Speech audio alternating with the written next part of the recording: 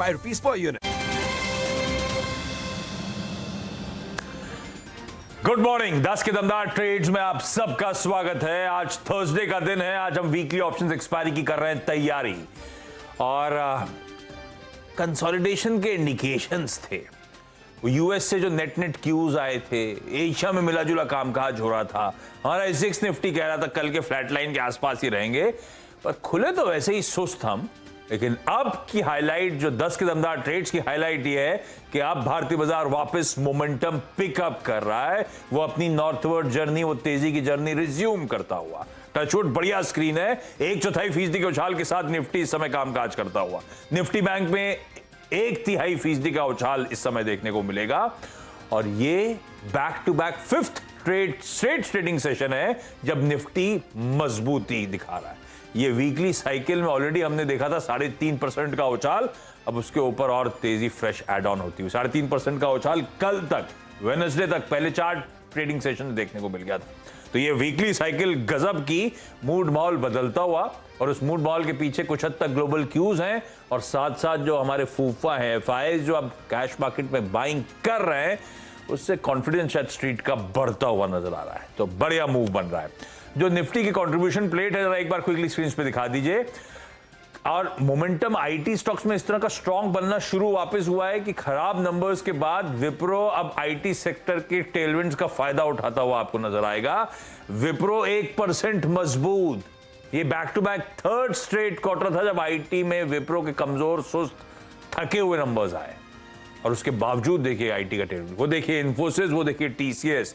ये IT pack है जो निफ्टी का टॉप कंट्रीब्यूटर बना हुआ है। उसमें सिलेक्टिवली कुछ banks, IndusInd bank, axis bank, तो बैंक्स में सिलेक्टिवली मोमेंटम कंटिन्यू होता हुआ। सिलेक्टिवली भी इसलिए डाल रहा हूं क्योंकि अदरवाइज कोटक और एचडीएफसी बैंक थोड़े से आज सुस्ती के साथ इस समय कामकाज करते हुए।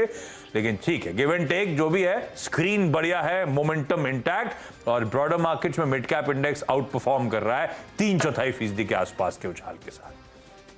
बाकी के स्टॉक स्पेसिफिक मूव्स पे बाद में बातचीत। पहले जो 45 मिनट का कंटिन्यूअस सेशन हुआ है, जो शुरुआत के बाद अब हम लोग across the board momentum pickup कर रहे हैं, उस पर वीरू से एक व्यू ले लिया जाए। वीरू, वो तेजी का कॉल ग्रिप में रखना है, कंटिन्यू करना है, वो कॉल सही पड़ रहा है। अब स्क्रीन को देख के कितना कंफर्ट आ रहा है, ये तेजी और कितना तूल पकड़ सकती है? देखिए आशीष, एक चीज आप देखिए, आज बहुत एक कमजोर कड़ी शायद विप्रो के नतीजों के चलते आईटी हो सकता था, लेकिन आईटी ने क्या मैसेज दिया? आईटीसी, अभी आईटी की बात करते हैं ना आशीष, हम करीब 15 मिनट पहले उस कैंडल को मैं फोकस करता था। प्लीज निफ्टी आईटी का कैंडलस्टिक चार्ट रखिएगा आशीष। ये होता है फोर्स। 20 डे में आपने नहीं तोड़ा, और आज की लोअर शेडो यानी ओपन और लो कल की पूरी बॉडी को कवर करके ले गया। जब हमारा लास्ट टाइम डिस्कशन हुआ था, ये था करीब 28,100 पे, अब 28,338। तो मेरे को पुश देने के लिए 20 डे में लोअर लेवल से बेस से निकल रहा है आईटी, ये मेरे पास एक पुश है। मेरा capital goods, Siemens, ABB, LNT अच्छा करता हुआ।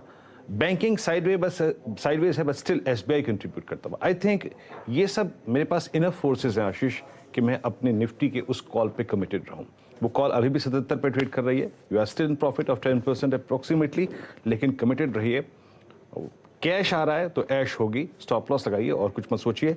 और निफ्टी बैंक के लिए आशीष 36,099 पे आज की कैंडल बहुत स्ट्रांग है। मैं बहुत स्ट्रांग शब्द का इसलिए कह रहा हूं कि ये अगेंस्ट द फोर्स खड़ी है।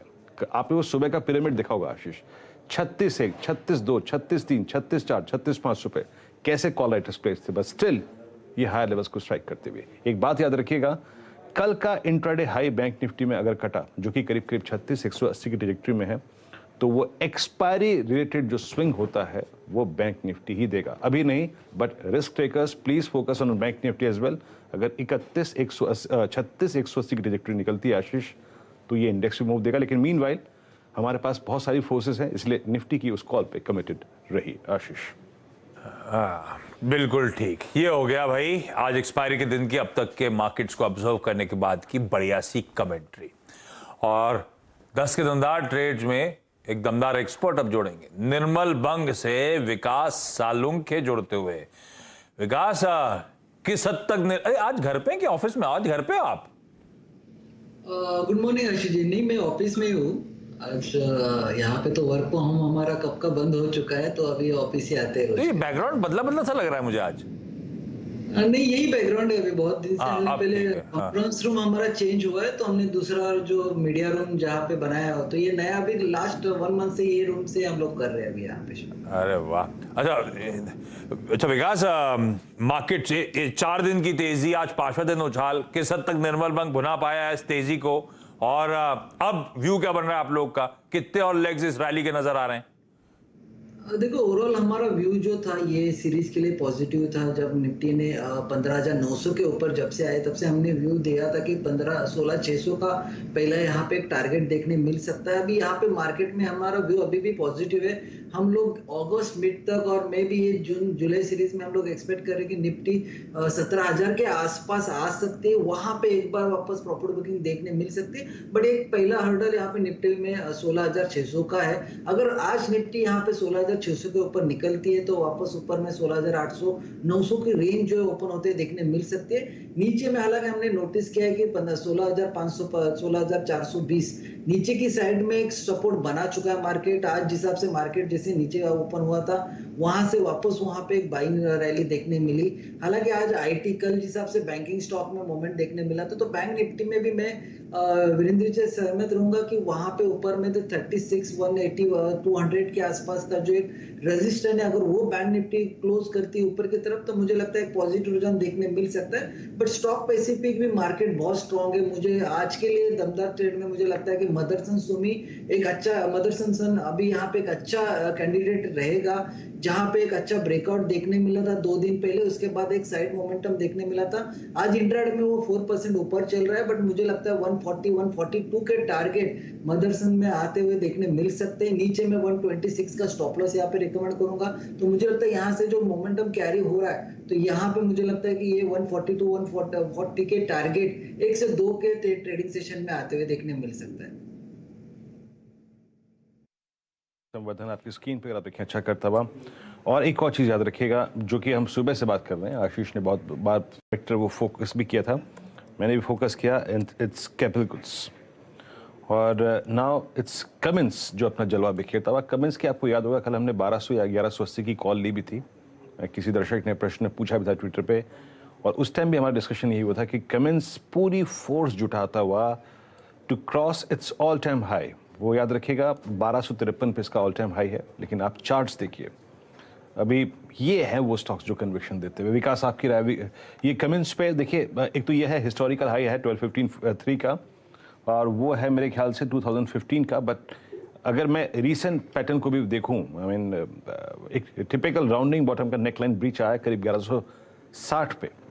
क्या पोजीशन है आपका हायर लेवल्स पे? कमिंस में हमारा वीकली जब भी इसने 1050 का लेवल ब्रेक किया था, तब हमने रिकमेंड किया हुआ था। अभी भी हमारा यहाँ पे व्यू पॉजिटिव है। अगर जिस हिसाब से आप चार्ट स्ट्रक्चर देखो, तो वीकली में जो राउंडम पैटर्न बन रहा था, तो 1150 का अभी यहाँ पे सपोर्ट यहाँ पे देखने मिल सकता है इस काउंटर में। ऊपर में मुझे लगता है 1230 का पहला एक एक्सटेंशन लेवल जो ऊपर की आ रही है, 1230 की आ रही है, और उसके बाद 1252 के आसपास की नेक्स्ट इंपॉर्टेंट लेवल इस काउंटर में देखने मिल सकती है। तो ये रैली जो है मुझे लगता है एक्सटेंड हो सकती है। 1230 का पहला टारगेट यहाँ पे कमिंस में आते हुए देखने मिलेगा। ये हो गई कैपिटल गुड्स। तो सुबह से बहुत बड़ी तरीके से मैप हुआ है एक्सपर्ट पैनल के थ्रू। वीरू ने भी एल&टी जैसे स्टॉक्स बढ़िया तरीके से मेंशन कर रहे थे। रखिए इस पूरे स्पेस कॉरिडोर पे बहुत बढ़िया मूव्स बन रहे हैं इस समय। अच्छा, आगे ना लंदन से हमारे सहयोगी संजय सूरी जुड़ेंगे, तो वो जो प्राइम मिनिस्टेरियल बैटल चल रहा है उससे रिलेटेड अपडेट्स सूरी साहब से जानेंगे क्या चल रहा है वहां पे। लेकिन इस समय मार्केट बिग वॉइसेस की कड़ी में हमारे साथ हैं क्वांटम सिक्योरिटीज के डायरेक्टर नीरज दीवान साहब। दीवान साहब, hi, good morning, thank you so much सुबह सुबह जुड़ने के लिए। दीवान सर, पहला सवाल तो सबके जहन में यह है कि ये जो पिछले 2-3 दिन से क्या, पिछले कुछ 1-2 हफ्ते से वो एफआईआई की सेलिंग का प्रेशर अबेट होना, रिड्यूस होना, पिछले कुछ दिनों से खरीदारी के आंकड़े सामने आना, ये एफआईआई का ट्रेंड रिवर्स हो गया, ऐसा मानो क्या? मुझे लगता है कि जो एग्रेसिव सेलिंग चल रही थी वो ट्रेंड रिवर्स होता दिख रहा है। बिकॉज आई थिंक वहां पे जो एक इन्फ्लेशन का फेयर चल रहा था, जिस तरह का डेटा आ रहा है, बट जो लास्ट डेटा आया उसके डेटा आने के बाद कहीं ना कहीं इंडिकेशन मिल रही है कि वहाँ इन्फ्लेशन पीक हो गई होगी। जैसे आप लोग इस सुबह हाउसिंग डेटा की बात कर रहे थे कि हाउसिंग में थोड़ा सा वॉल्यूम रिडक्शन हो रहा है, जो जहाँ मेरा मानना है कि वहाँ पे हाउसिंग में काफी ऑलरेडी एक करेक्शन होनी शुरू हो गई है, जो एक रीजन था इन्फ्लेशन को इतना फ्यूल करने के लिए। तो अगर वहाँ पे इन्फ्लेशन पीक हो रही है और अभी वो 75 बेसिस पॉइंट की जो बात कर रहे हैं कि 75 बेसिस पॉइंट की इंटरेस्ट रेट हाइक हो जाएगा, उसके बाद मुझे लगता है जो लोगों ने एस्टिमेट लगाए थे कि आगे इस साल में इतने और रेट हाइक्स होंगे, आई थिंक वहां पे थोड़ा सा टेपर डाउन होने की उम्मीद बन रही है। और जहाँ एक व्यू था कि रिसेशन पक्का वहां पे आ गई, तो वहां पे एक व्यू बन रहा है कि may be able to just escape the recession और एक इन्फ्लेशन कंट्रोल करने के बाद धीरे धीरे कंसोलिडेशन हो सकती है। तो अगर ये सब सिनेरियो वर्कआउट होता है तो आई थिंक जो एक एग्रेसिव सेलिंग थी वो दौर लगता है मुझे खत्म हो गया है। अब बाइंग कैसे धीरे धीरे बढ़ती है नहीं बढ़ती है वो आगे चल के देखना बनेगा। तो फिर दीवान सर, फिर आप लोग इस समय मार्केट्स पे क्या अप्रोच ले रहे हो? ये सो कॉल्ड पुल बैक तो काफी फियर्स और काफी स्ट्रांग हो गया है। वो सब 15,200 वाला निफ्टी आज 16, 16.5 के ऊपर कंफर्टेबली ट्रेड कर रहा है। अभी भी ट्रैक्शन मोमेंटम बना हुआ है। आप लोग क्या इस समय और एग्रेसिवली बाइंग कर रहे हो, या दरअसल अगर आप लोगों ने एक्यूमुलेट कर रखा था लोअर लेवल्स पे तो अब उसको थोड़ा सा हल्का करने की तैयारी हो रही है? आप लोग का अप्रोच क्या बन रहा है क्वांटम में? या बिल्कुल थी, जहां तक 15,000 15,200 के पास मार्केट आई थी वहां से तो 1,500 पॉइंट की एक आगे मार्केट चल चुकी है। और बाद में देखने को अच्छा लगता है कि अगर 15,200 में खरीदा होता तो आज अच्छे प्रॉफिट्स होते, पर 15,200 नहीं, पर जैसे मार्केट 15,400 500 क्रॉस हुई हमने वहां से एक बाइंग शुरू कर दी थी और क्लाइंट्स को भी बाइंग कराई थी। आई थिंक उसको बहुत सिलेक्टिवली प्रॉफिट बुकिंग कर रहे हैं। बहुत मुझे लगता है कि कैप में अभी भी वो मोमेंट नहीं आई है, मोमेंटम नहीं आया है जो आ सकता है आगे। अगर मार्केट क्या कंसोलिडेट भी करती है इस लेवल पे, एक छोटी मोटी करेक्शन भी दिखाती है because of any reason, interest rate hike, inflation, कुछ भी रीजन, तो आई थिंक वो एक मिड कैप स्पेस है जहां पे हमको अच्छी रिटर्न मिल सकती है कंसोलिडेशन के पीरियड में। तो वहां पे अभी भी आई थिंक आदमी, अगर आपने नीचे कुछ बाइंग करी है तो अभी भी आपको अपनी पोजीशन रखनी चाहिए, बल्कि जहां भी टिप मिले और बढ़ा सकते हैं उस पोजीशंस को। हाँ, अब वेदर इन्फ्लेशन पीक हो गई है और आगे कैसे आंकड़े आएंगे यूएस में वो अभी कहना बहुत मुश्किल है। तो एक वॉलेटिलिटी जरूर रह सकती है मार्केट में, पर वॉलेटिलिटी के दौरान हमको पता है कि क्या क्या वेरिएबल्स हैं, क्रूड, इन्फ्लेशन, अब वो वेरिएबल सब नॉन वेरिएबल्स हैं। अगर वहां से ज्यादा कुछ उसमें और झटका आता है नीचे या ऊपर का, या कुछ और न्यूज आती है वो अलग बात है। पर अगर मान लें कि वहां पे एक पीक हो चुका है, वेदर क्रूड का पीक बोले या इन्फ्लेशन का पीक बोले, तो आई थिंक यहाँ से आपको एक कंस्ट्रक्टिव व्यू लेना चाहिए मार्केट के अंदर। अच्छा नीरज जी, आप आज इस मंच पे आए हैं, उससे पहले आज इस कार्यक्रम में सीएनबीसी आवाज पे 2 शब्दों का अगर आप देखें हमने बहुत प्रयोग किया। एक थे फूफा, हम एफआईएस को फूफा कहते हैं, और एक चतुर्भुज। अभी एक दर्शक हैं सीएनबीसी आवाज की, आशीष को टैग करके लिखती हैं परमिता जी। आशीष सुनिएगा, @आशीष वर्मा जी साहब, फूफा को होल्ड करके रखना है, नहीं जाने देना है, उनको ऐसे ही रिझाते रहना हंसते मुस्कुराते, लेकिन वापस नहीं जाने देना है। परमिता जी वाकई, और वो नज़र उतारते रहिएगा, हमें तो आती नहीं है लेकिन क्योंकि इतनी बातें हो गई है ना, उसकी नज़र उतारते रहिएगा परमिता जी। और आपने बिल्कुल सही कहा, and that's the impact of the liquidity के markets at day high, markets at day high 16,575। और आज का सबसे स्ट्रॉन्ग पॉइंट जो रिवर्सल जनरेट किया है वो है निफ्टी आईटी ने। नीरज जी, ये एक प्राइस पे कोई भी चीज़ आके अच्छी लगने लगती है, कोई भी मैटर हो, चाहे आपका बहुत हायर एट्रिशन हो, आपके मार्जिन्स स्क्यूज हुए, बट स्टिल हम 3-4 दिन से देख रहे हैं कि world wide, I mean US में देखिए, नेस्डेक की प्राइस परफॉर्मेंस देखिए, आप निफ्टी आईटी को देखिए, बाइंग सपोर्ट्स मिल रहे हैं आईटी में। आपके प्रेफर्ड बाइंग लिस्ट में क्या है इस वक्त, लार्ज कैप आईटी में, मिड कैप आईटी में? या मैंने पहले भी आपके प्रोग्राम में रिकमेंड किया था कि इन्फोसिस 20 टाइम्स के आसपास जो 1400 रुपए के आसपास मिल रहा था, तो बहुत अच्छा अट्रैक्टिव बाय था। टीसीएस भी बहुत अच्छा अट्रैक्टिव बाय था। अब थोड़ी मोमेंटम जरूर आई है, पर अभी भी अगर आप देखें तो स्टॉक एक्सपेंसिव नहीं हुए हैं, पर मुझे लगता है कि आपको डिप्स पे लेना चाहिए। पर मुझे लार्ज कैप पार्टी अच्छा लगता है, और लार्ज कैप पार्टी में इन्फोसिस मेरा टॉप पिक है। अब रिजल्ट संडे को है, रिजल्ट देख लेते हैं। अगर अभी ऑलरेडी किसी ने बाइंग नहीं करी है तो आई थिंक रिजल्ट देखने के बाद जो भी रिएक्शन आता है उसके बाद एक आप फ्रेश बाइंग, अगर आपने नहीं लिया 1425 के रेंज में, तो आप एक थोड़ा वेट करके लें इसको। इसके अलावा एक स्पेशलाइज आईटी स्टॉक्स होते हैं, जैसे मिड कैप में, या जो जैसे टाटा एलेक्सी है, जिसके नतीजे हमने देखा है कि बहुत अच्छे नतीजे आ रहे हैं। स्टॉक सस्ता नहीं है, पर जिस तरह की ग्रोथ और मार्जिन इंप्रूवमेंट वहां देखने को मिल रही है, आई थिंक वो कंटिन्यू रहेगी।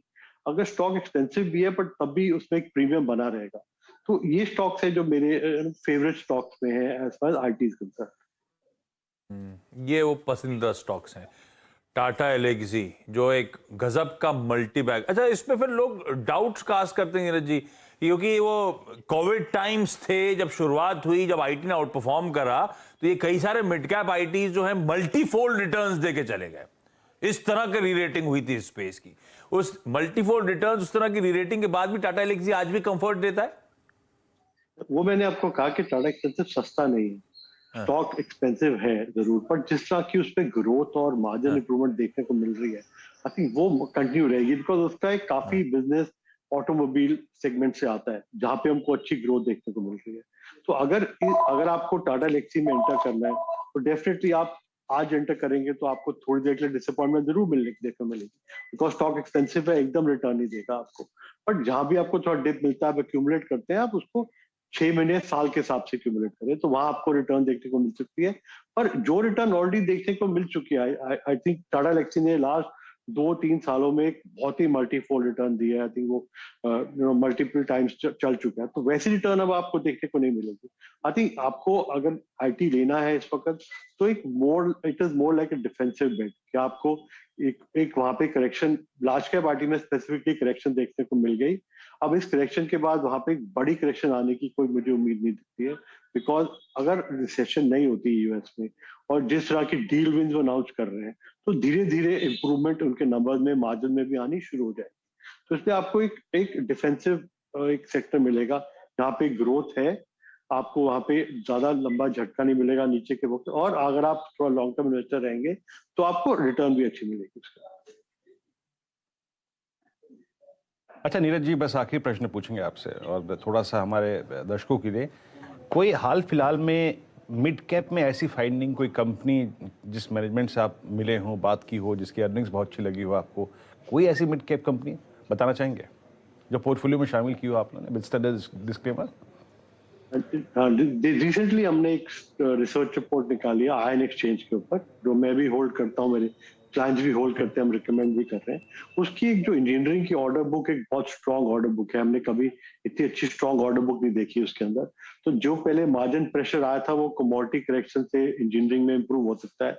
उसके अलावा उसका केमिकल जो बिजनेस है, वो भी बहुत अच्छा इंप्रूवमेंट कर रहा है। वहां पे वो अपनी कैपेसिटी भी डबल करने की बात कर रहे हैं 1 साल के अंदर अंदर। तो केमिकल और इंजीनियरिंग डिवीजन में अच्छी ग्रोथ आएगी। तो एक आयन एक्सचेंज एक शेयर है जो वाटर रिलेटेड सेगमेंट में है। तो आई थिंक ये एक पोर्टफोलियो के लिए अच्छा स्टॉक है इस प्राइस पे। रखिए भाई आयन एक्सचेंज को रडार पे।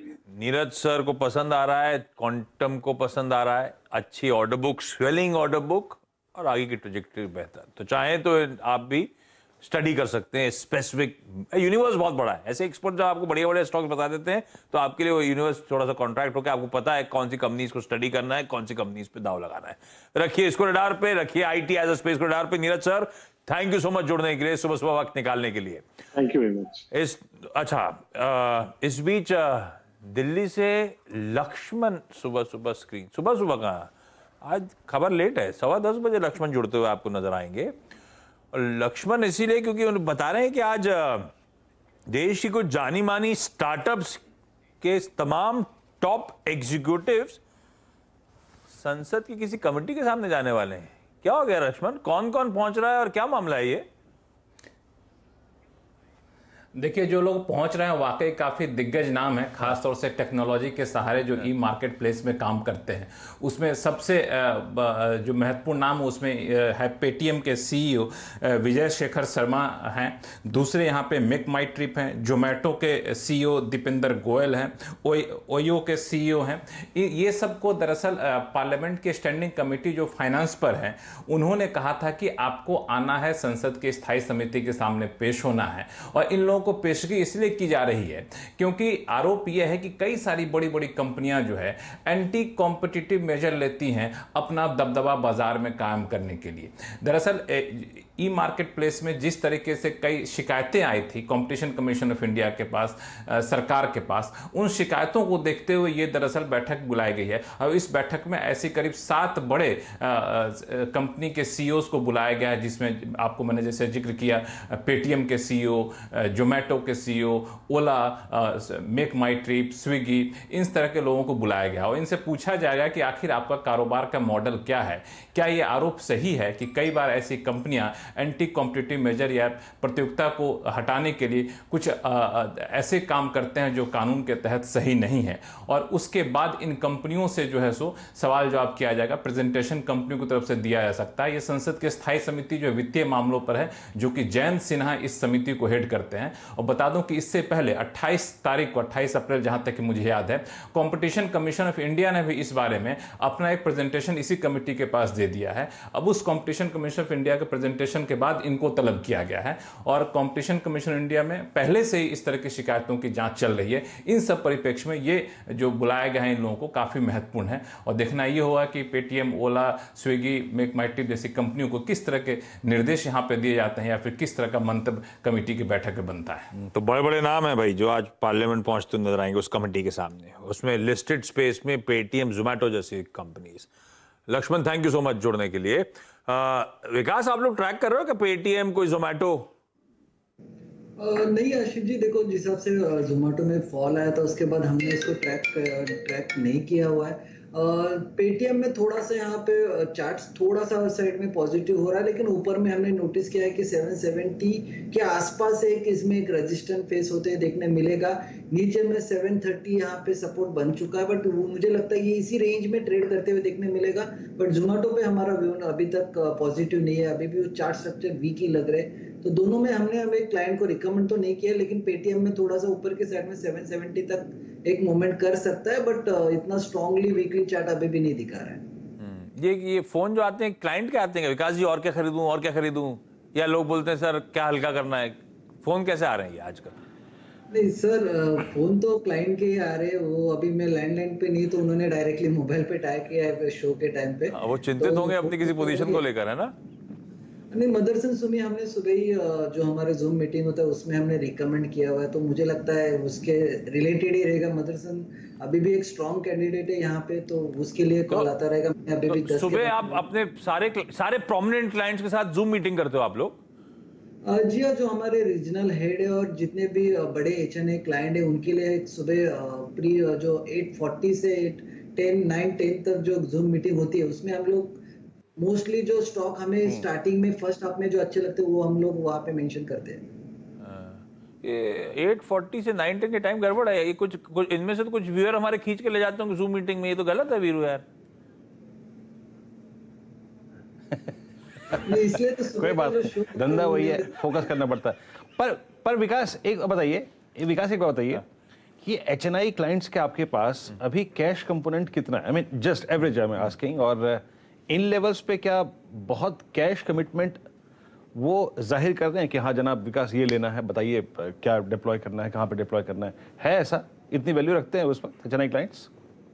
जी हाँ, देखो जिस हिसाब से मार्केट में हमने देखा है कि बहुत सारे स्टॉक स्पेसिफिक तो बहुत सारे क्लाइंट अभी भी हमारे पास ऐसे है कि उनको बाय करना है। अभी जिस हिसाब से लास्ट 2 वीक में जो मोमेंटम आ रहा है, तो जो क्लाइंट का जो फोकस है वो यहाँ पे जो स्टॉक क्वालिटी स्टॉक है जिनमें ऑलरेडी रिट्रेसमेंट देखने मिला है बहुत बड़ा, तो वहां पे बाइंग के लिए अभी भी वो कैश में आ रहे हैं, यहाँ पे बोल रहे हैं कि उनको बाय करना है। देखो सबको एक एक्सपेक्टेशन आ रहा है कि जो मिड कैप में थोड़े बहुत क्लाइंट जो स्टॉक है लास्ट के 1 महीने में वहां पे एक स्पाइक देखने मिल रहा है, तो क्लाइंट का जो फोकस है वो भी थोड़ा सा मिड कैप में, जो लार्ज कैप में थे अभी बैंकिंग स्टॉक बहुत अच्छे चल रहे हैं, आईटी स्टॉक है। हमने लास्ट पूरे मंथ में 2 महीने में हमने देखा कि ऑटो पैक में बहुत सारा हमारे क्लाइंट को हमने रिकमेंड भी कर चुके हैं, वहां पे ज्यादा उनका कॉन्सेंट्रेट है। तो अभी भी है, एचएनए क्लाइंट अभी भी इंटरेस्टेड है। देखो लास्ट 2-3 महीने पहले देखो तो वहां पे थोड़ा सा था कि मार्च और मई में जिस हिसाब से बाइंग नहीं हो रही थी, वो जून के एंड से यहाँ पे हमने देखा है कि स्टार्ट होते हुए देखने मिली है। विकास, थैंक यू सो मच जुड़ने के लिए और बढ़िया स्टॉक पिकिंग करने के लिए। इस बीच जैसे प्रॉमिस किया था, अब जरा यूके चला जाए वीरू। हम लोग के सहयोगी संजय सूरी हैं यूके में मौजूद, और इस समय क्या है वो एकदम हीटअप हो चुका है यूके के प्राइम मिनिस्टर, नेक्स्ट पीएम की तलाश, टोरी के नेक्स्ट लीडर की तलाश, और उसी पे चलिए बातचीत करी जाए। क्या चल रहा है सूरी साहब? Good morning. क्या अपडेट है आज का? 5वें दौर की बहस से क्या तस्वीर सामने आ रही है? ऋषि सुनाक साहब कहां खड़े हैं? तो अब साफ तय हो गया है, जैसे कि हमें पहले संकेत मिल रहा था कि आखिर जाके टक्कर ऋषि सुनक और लिज ट्रस के बीच में होगी। जो इस चुनाव का पहला दौर था वो अब समाप्त हुआ। इस दौर में कंजर्वेटिव पार्टी के 358 मेंबर्स ऑफ पार्लियामेंट ने 5 राउंड में वोटें डाली। एक राउंड में सुनक आगे थे और एक राउंड में पिछले राउंड से उन्होंने ज़्यादा वोटें हासिल की। आखिर जाके लिज ट्रस ने भी कुछ वोटें जीत ली, तो आखिर जाके इन दोनों के बीच में टक्कर होगी। ये जो टक्कर है अब ये दूसरे दौर में आएगी, जब एमपीज नहीं, कंजर्वेटिव पार्टी के लगभग 1,80,000 सदस्य वोट डालेंगे पोस्टल बैलेट के द्वारा, और अगले 4-6 हफ्ते में दोनों कैंडिडेट पार्टी के सदस्यों से मिलेंगे और उनको जीतने की कोशिश करेंगे। 2 सितंबर तक ये कार्य चलेगा, तब तक ये वोटिंग कंप्लीट होगी। 5 सितंबर को नए प्रधानमंत्री के नाम की घोषणा कर दी जाएगी। तो भाई फाइनल 2 कैंडिडेट्स हो गए, जो कंजर्वेटिव पार्टी का लीडर और शायद ब्रिटेन के जो भी लीडर बनेगा वो ब्रिटेन का अगला पीएम होगा, ऋषि सुनक और लिज ट्रस। जब हम लोग चर्चा करते थे तो लिज ट्रस मैडम की बार बार नाम भी आ रहा था, तो ये एक फॉर्मिडेबल कॉम्पिटिटर थी। हो गया भाई ये दोनों शॉर्टलिस्ट। अब इन दोनों जो शॉर्टलिस्ट हुए हैं उसमें कंजर्वेटिव पार्टी वर्कर्स 1,80,000 वो वोट करेंगे, वो प्रक्रिया चलेगी, और फाइनली इन दोनों के बीच में वर्कर्स किसको चुनते हैं, टोरी का लीडर, वर्कर्स किसको चुनते हैं यूके का नेक्स्ट पीएम, वो पता चलेगा हम लोगों को 5 सितंबर को। सुनक साहब ऐसे अब तक तो लीड करे थे, जो 5 राउंड्स थे, लेकिन अब वो मास बेस पे वो वोटिंग होने की शुरुआत होगी। तो और कई सारी रिपोर्ट्स में पढ़ रहा था वीरू, बहुत टाइट रेस है दरअसल, और कई सारी लीडिंग जर्नल्स कह रही हैं impossible to take a call, इस तरह की टक्कर बनी हुई है। लेकिन क्योंकि सूरी साहब जुड़े हुए हैं, सूरी साहब एक हटिए जी, पॉलिटिकल हीट अपनी जगह, यूके में बहुत गर्मी पड़ रही है, 40 डिग्री टेम्परेचर में पता खबरें आ रही हैं कि आपके यहाँ एयर स्ट्रिप पिघल रही हैं, रोड्स पे क्रैक्स के वीडियो सामने आ रहे हैं।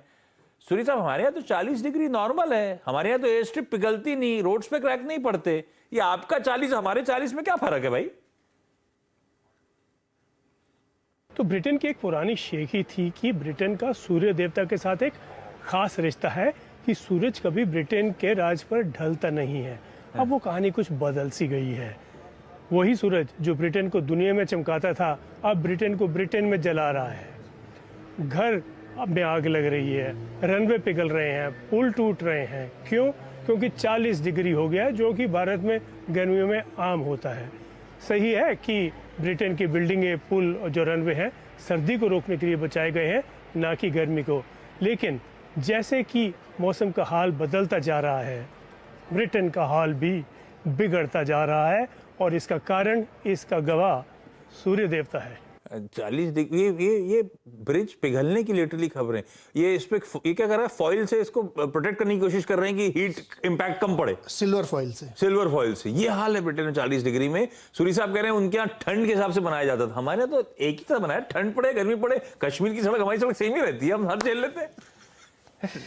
हमारी टेक्नोलॉजी बेटर ही है यार।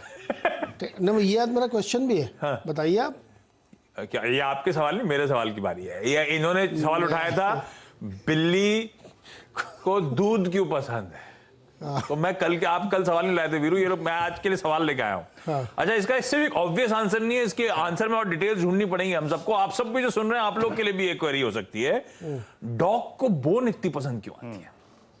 ये सिर्फ नॉनवेज है इसीलिए नहीं, डॉग को बोन इतनी क्यों पसंद आती है, इस सवाल का जवाब कल नहीं, अच्छा, मैं सब अपने अपने पॉइंट रखेंगे, आप डॉगी लोग ट्वीट करके बताइए। मैंने भी सोचा था, लेकिन चूंकि आज आपकी बारी थी, बहुत सारे पेट आप अपने घर में रखते हैं ना, तरह तरह की, केवल डॉग है जो अपनी टेल को वेन करता है, जिससे वो प्यार दर्शाता है। क्यों?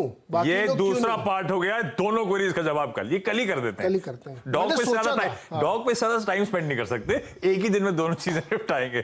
तो वीरू आप भी ढूंढिएगा भाई, बोन क्यों पसंद आती है और ये अपनी दो में इतनी क्यों हिलाता है ये जब कुछ बताओ, अच्छा लगता है। मेरे फ्लोर पे मेरे पड़ोसी ने एक डॉगी रखा है। उसके लिए वो एक ऐसा रबर का, प्लास्टिक का ऐसे ही बोन आया है, उससे खेलता है दिन भर, अपने चबा चबा के दांत मजबूत करता रहता है दिन भर। तो ये हड्डी जो दिख रही है ना, तो भाई, उसके बाद और अगर हम लोग अच्छा आंसर नहीं ढूंढ पाए तो किसी वेट को भी फोन लगाएंगे, लेकिन सही आंसर लेकर आएंगे आपके लिए। चलिए भाई, ओके चलो अब ट्रेडर्स हॉटलाइन की तरफ बढ़ते हैं। मार्केट कैसा है अभी? बढ़िया है, अच्छा है। मैंने सुबह कहा था कि कोई दिक्कत नहीं है, वैसे मार्केट ऐसे ही ट्रेड करता रहेगा। मुझे लगता है शाम तक तेज़ी और बढ़ेगी। तो इस मौके पे बहुत सारे सवाल होंगे लोगों के। चलिए शुरू करते हैं ट्रेडर्स हॉटलाइन सुर्खियों के साथ।